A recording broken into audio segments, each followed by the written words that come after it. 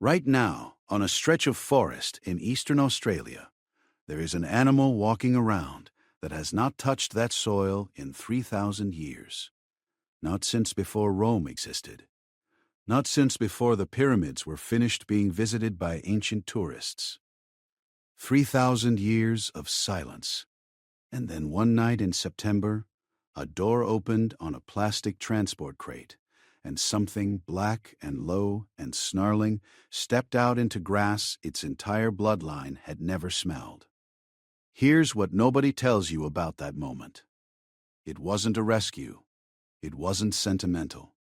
Conservationists did not spend a decade and millions of dollars because they missed the sound of this animal, screaming in the dark. They did it because something else had quietly taken over the night, and the only way to stop it might be to bring back the one predator, vicious enough to fight for territory that wasn't its own anymore. I need you to sit with that for a second, because it gets stranger. The animal they released was carrying, buried inside its own species' history, one of the most disturbing biological events ever documented. Cancer that spreads like a cold. Not one strain. Two. Two separate cancers, born 20 years apart, in two different animals, both of which figured out how to jump from body to body and kill almost everything they touched. And the same scientists trying to save this species from extinction were racing a disease that modern medicine still doesn't fully know how to stop. By the end of this, I'm going to show you exactly how they pulled this off, what they found when they checked inside a mother's pouch for the first time in 3,000 years, and the number that made an entire wildlife industry go quiet. Stay with me, because the part in the middle is the part that made my skin crawl. Let's start with the number that should bother you immediately. 3,000 years. That's how long Tasmanian devils have been gone from mainland Australia. Not rare, not endangered, gone. Extinct on an entire continent while surviving on one small island a few hundred kilometers off the coast. And, for most of the last 2 centuries, nobody seriously talked about bringing them back. Why would you? The mainland moved on without them.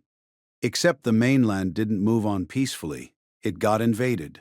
2 introduced predators, feral cats and red foxes, spread across Australia after European settlement and did something the continent's native wildlife had absolutely no defense against.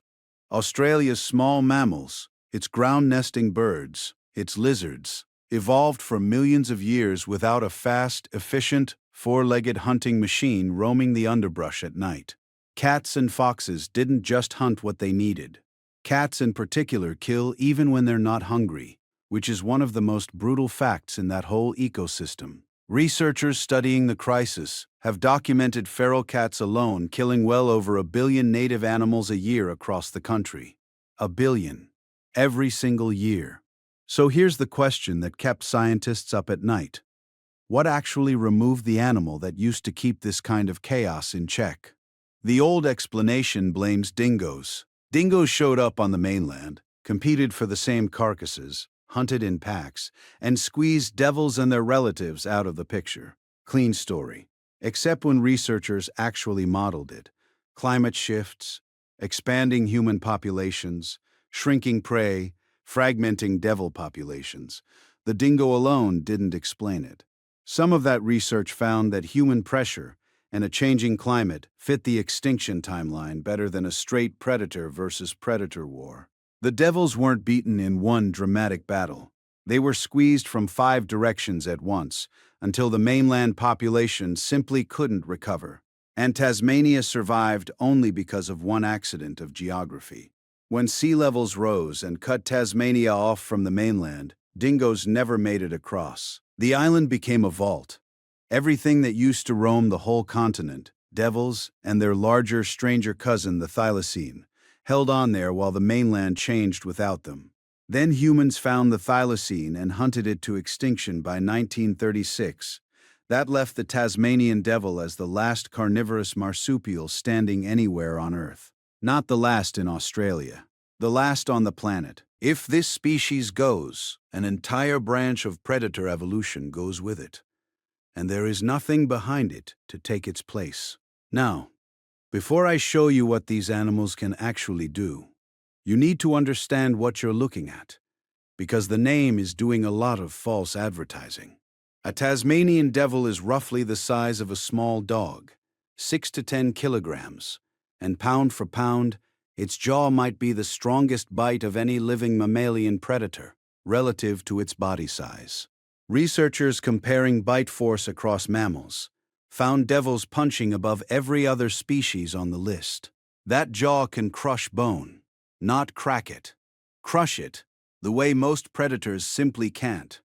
But here's the twist that changes how you should picture this animal. Most of what makes a devil sound terrifying is theater. The screaming, the coughing, the jaw snapping, the horror movie noise you've probably heard in a clip somewhere. That's negotiation. A loud enough performance at a carcass decides who eats first, without anyone getting hurt. The animal famous for aggression survives, in large part, by sounding far more dangerous than it actually intends to be. And that bone-crushing jaw isn't just for show, it's ecological machinery. Devils can eat parts of a carcass that almost nothing else can touch: skin, cartilage, small bones. Which means they clear dead animals off the landscape faster, and they take food away from cats and foxes before those animals ever get a chance to feed. That's the theory that made conservationists start asking a question that sounds insane on the surface. Could putting a predator back on the mainland actually protect the prey? Modeling studies looking at exactly this question found that in areas without dingoes, reintroducing devils could reduce both fox and cat numbers over time. Not by devils hunting down every single cat. That's not realistic, and it's not what happened. It's smaller than that, and stranger than that. A devil dominating a carcass means a cat eats less. A devil's scent in an area might mean a fox avoids it. A devil raiding a den might mean fewer fox pups survive the season. The theory isn't devils kill the enemy. The theory is devils make the mainland less comfortable to be a cat. One researcher working on feral cat policy put it about as sharply as I've heard it stated. The devil doesn't need to kill every cat in Australia. It just needs to make the country feel a little less safe than it did the night before. That's the plan. Now here's where it gets disturbing. Because to even attempt this plan, scientists first had to outrun a disease that sounds like something out of a horror script. In 1996, people studying wild devils in Tasmania started noticing something wrong around the animals' mouths and faces. Small lumps. At first, it looked like an unlucky cluster of ordinary cancer, the kind that shows up in any wild population sometimes. Then, researchers compared tumor samples from different, unrelated devils. The tumors were genetically almost identical. Read that again.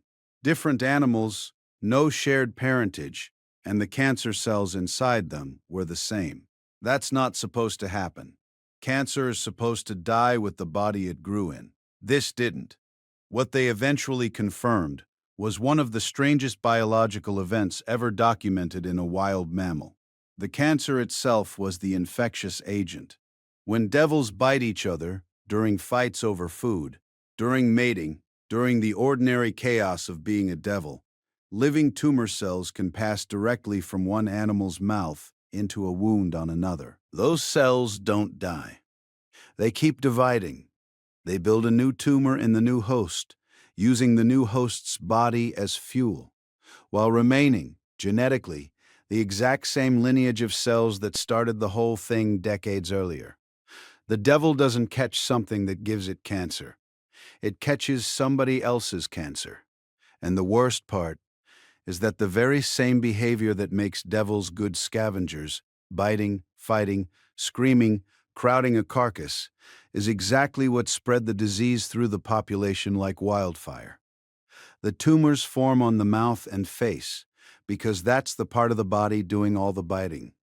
Evolution built the transmission system directly into the animal's most essential survival behavior. In infected populations, nearly every mature adult eventually caught it. A female that might normally breed multiple times in her life could be reduced to a single litter before the disease killed her. Some regional populations collapsed by 80 to 95%, not endangered, annihilated locally, in places that had thriving devil populations a decade earlier. If that was the whole story, it would already be one of the darkest things biology has ever recorded. It's not the whole story. In 2014, researchers found a second transmissible cancer, different genetic origin. The first one traced back to a single female decades earlier. This new one traced back to a completely different, unrelated male.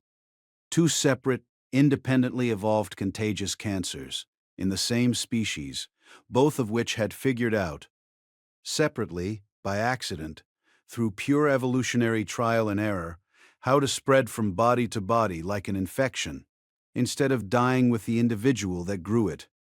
Scientists were still trying to fully understand how contagious cancer could even emerge once. Then the same species produced it again. This is the disease conservationists were racing when they decided to try reintroducing devils to the mainland. You cannot release animals into a fresh continent if there's a chance they're carrying a cancer that spreads like an infection. So starting in 2011, a breeding program built what amounted to a biological ark. Dozens of disease-free devils, kept completely isolated from both cancer lineages, managed generation after generation to preserve genetic diversity while staying clean. That program started with just over 40 founding animals. By 2020, it held more than 200, with hundreds of joeys already born under careful management. It wasn't just trying to make more devils.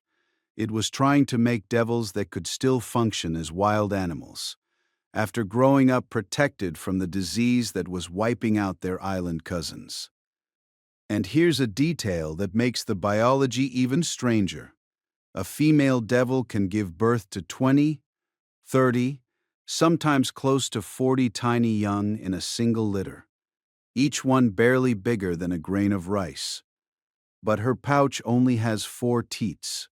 Every single birth is a race that most of the litter loses in the first few minutes of life, before a human ever even knows the birth happened. Only 4 make it. That detail matters, because it's about to become the emotional center of this entire story. In September 2020, after a trial run with 15 animals, conservationists released 11 more disease-free devils into a fenced nearly 1,000-acre sanctuary in the mountains of New South Wales. A controlled space with foxes and cats already removed, but otherwise built to force these animals to hunt, compete, mate, and survive like wild devils, not zoo animals. 26 total. The first mainland cohort of this species in 3,000 years, and then everyone waited. In 2021, rangers went out to check the pouches of the females that had survived and paired off in the wild. What they found broke a 3,000-year silence.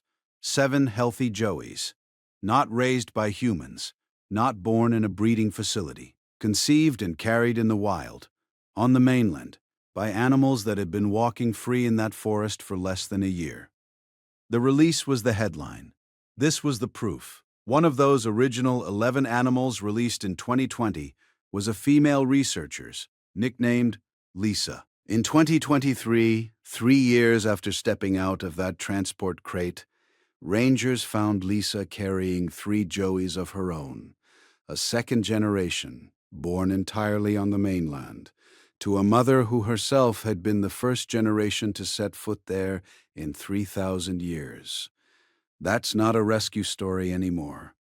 That's a species, rebuilding its own future without a single human hand guiding the process.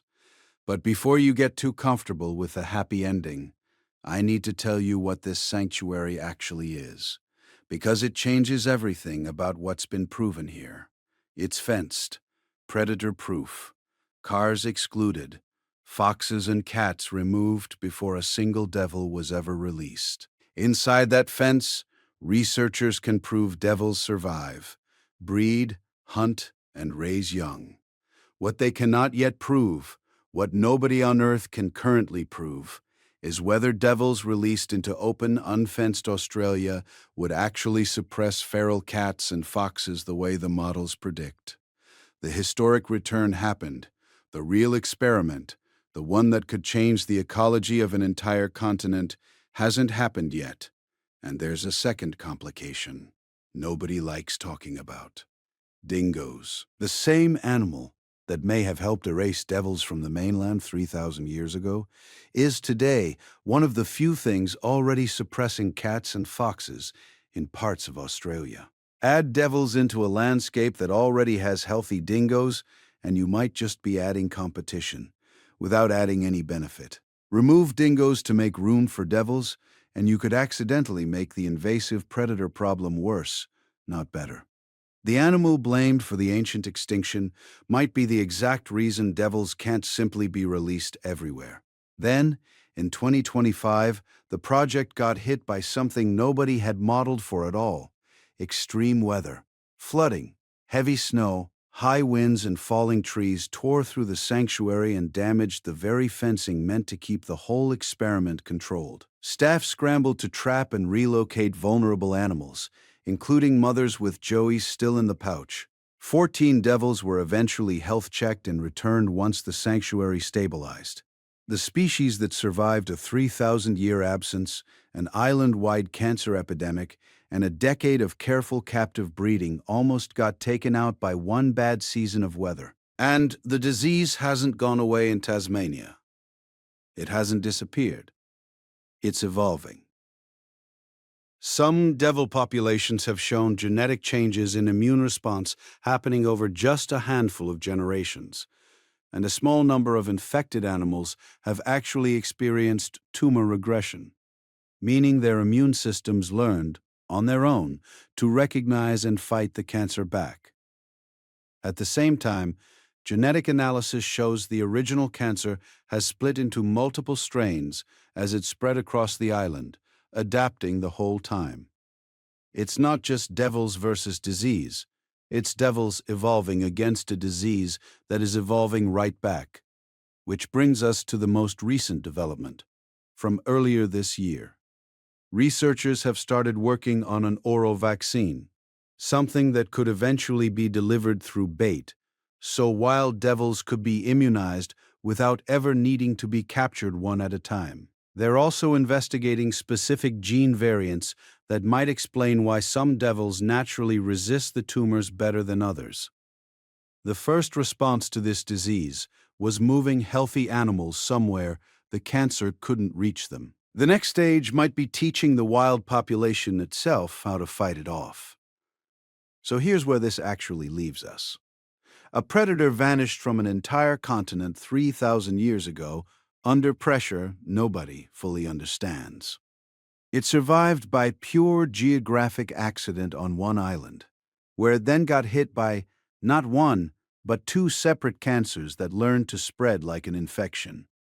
Conservationists built a disease-free population from scratch, released it behind a fence, and watched it do something that hadn't happened on that soil since before recorded history. Give birth, raise young, and start a second generation entirely on its own. The sanctuary proved devils can live and reproduce on the mainland again. It is not yet proven that mainland Australia is ready to live with what comes after the fence comes down. If you made it this far, tell me in the comments what you think happens when they finally release these animals into open, unfenced land. Do the models hold up, or do cats and foxes just learn to avoid them without ever really losing? I want to see what people actually think before the real experiment starts. And if this is the kind of story where a quiet biological mystery turns out to be way bigger than it first looked, subscribe. Because next time I'm covering a disease that scientists thought they'd already solved, until it came back in a form nobody was prepared for.